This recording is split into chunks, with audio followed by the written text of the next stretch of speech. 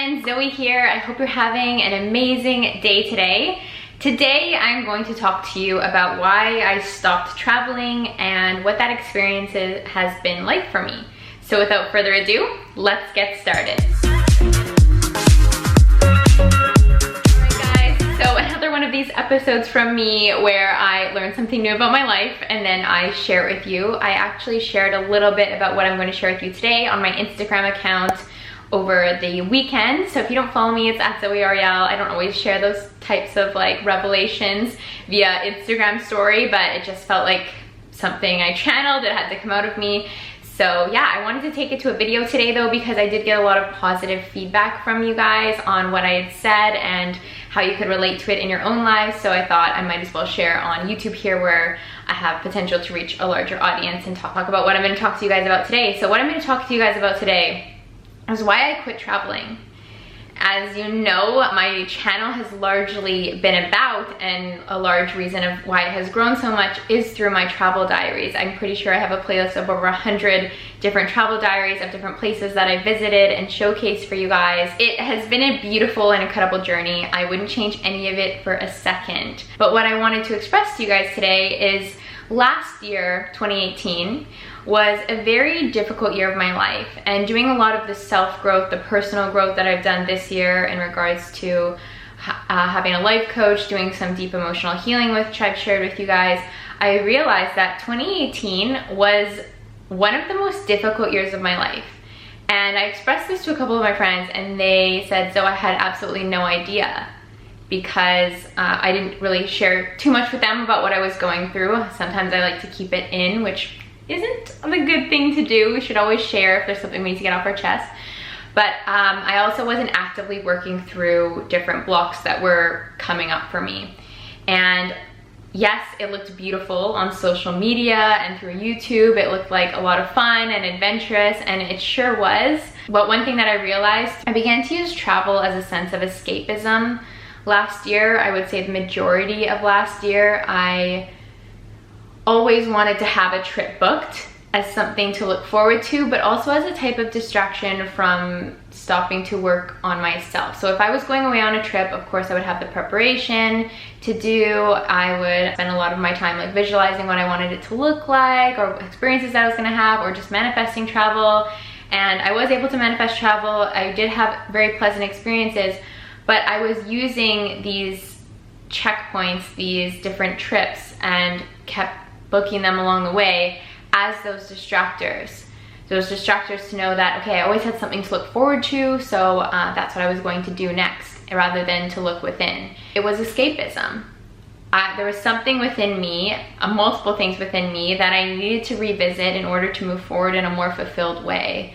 Not to say that I wasn't happy, I was happy, but I just didn't really know what my life purpose was, or what I really wanted to do, or the direction in which my life was going to move. I knew that I probably had to leave Rome, and I just didn't really take the time to sift through and think about or get to know what I truly wanted.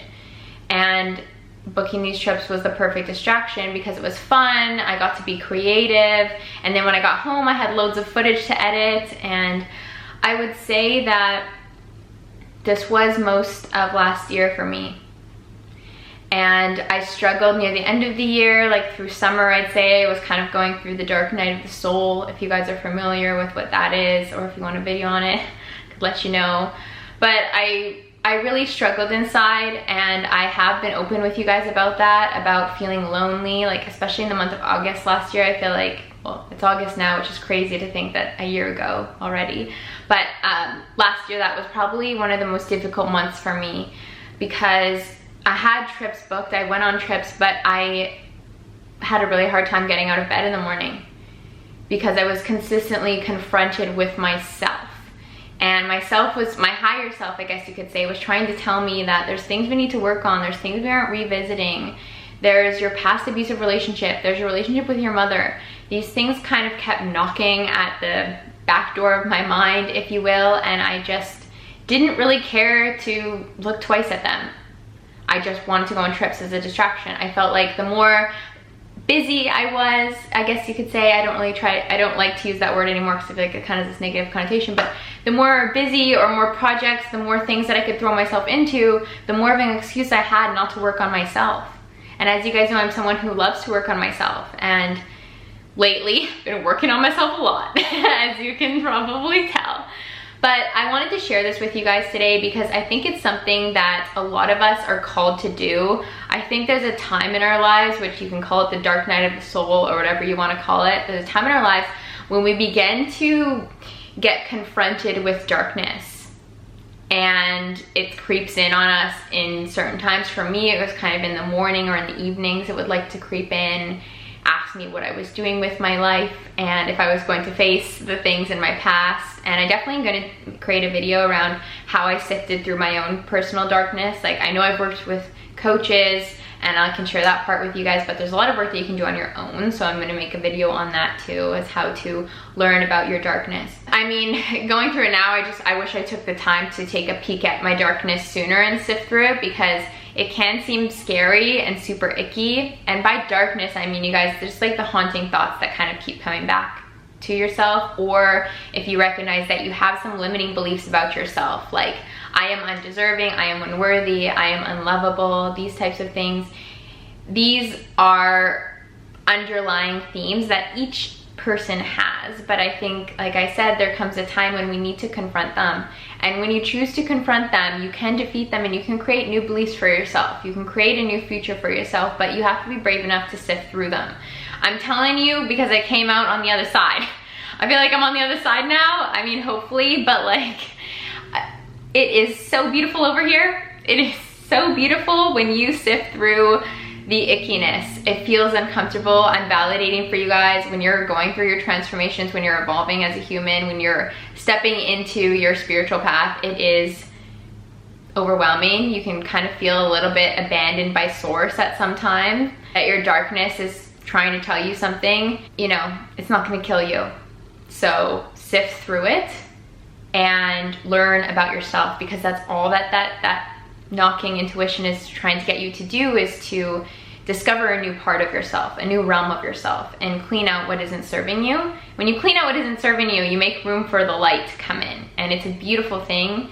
It's a beautiful thing to have even more self-awareness than you might already have. Just imagine where you are now, and imagine if you were to clean out anything that doesn't serve you. What a beautiful thought that is. And so bringing it back to quitting traveling. I have not traveled and I've not felt the need to or the want to by any means since I've been back here in Canada and working on myself. I literally have kind of felt like my feet, my root chakra, like whatever you want to call it, there's lead down there. Like, I don't want to leave. I'm actually quite happy and content here in Toronto. But after overcoming this darkness now, I actually feel my sense of adventure coming back, but in a whole new way. In the whimsical way it was before I made it my escapism. And so I decided to book a couple of trips for myself in the fall. I'm going to volunteer with the baby sea turtles again. So if you guys want to donate to Billion Baby Turtles, there'll be a link down below. And then I'm going to California because it's one of my favorite places in the whole wide world, and I'm going to spend my birthday there. It's a birthday present to myself because I thought, you know, where do I want to be for my birthday? I want to be in California, so I'm going. And yeah, I just wanted to let you guys know that there is lots of sunshine on the other side. If this video resonated with you in any way, I would really like to know down below, like whether it was talking about the dark night of the soul or escapism or anything like that, because that helps me to create content that can better serve all of you. And yeah, I guess I'll let you go, but that's my message for today. And I love you and thank you for supporting my journey. To all of us transforming all the time, love you, bye.